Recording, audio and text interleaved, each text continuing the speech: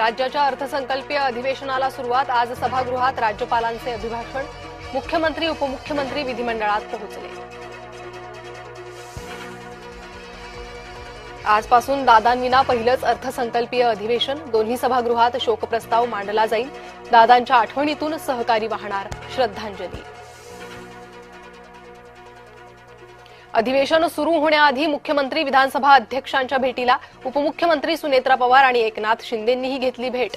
अधिवेशन सुरू होण्यापूर्वी विधानसभा अध्यक्षांना दिल्या शुभेच्छा।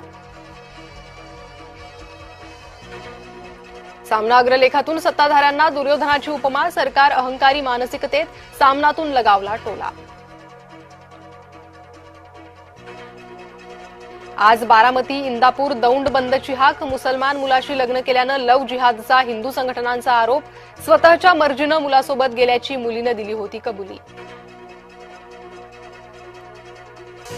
संभाजीनगरात वाहतूक पोलिसाला दारुड्याकडून मारहाण। वाहतूक पोलिसाला शिवीगाळ, हातही उचलला। सोमनाथ गिरी या मद्यपीसह त्याच्या पत्नीविरोधातही गुन्हा दाखल।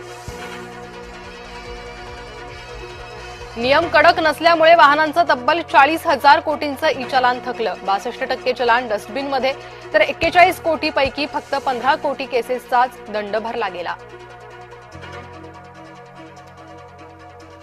नाशिक मनपा स्थायी समिती सभापती निवडणूक बुधवारी होणार। आज अर्ज भरण्याची प्रक्रिया। भाजपचे 3 जण स्थायी समिती सभापती पदासाठी इच्छुक। बार्शीमध्ये शिवजयंती साजरी करण्यावरून 2 गटांमध्ये राडा। मुस्लिम युवकांकडून हिंदू समाजातील महिला युवकांना मारहाणीचा आरोप। बार्शी पोलीस ठाणे येथे शेकडो महिलांचा मोर्चा। बदलापूर अंडाशय रॅकेट प्रकरणात मुंबई ठाण्यातील बड्या डॉक्टरांच्या सहभागाची चर्चा। पोलिसांच्या 3 पथकाकडून झाडाझडती सुरू। ठाण्यातील काही आयव्हीएफ सेंटरवरही पोलिसांनी टाकले छापे। 10 लाखांहून अधिक किमतीचा औषध साठा जप्त।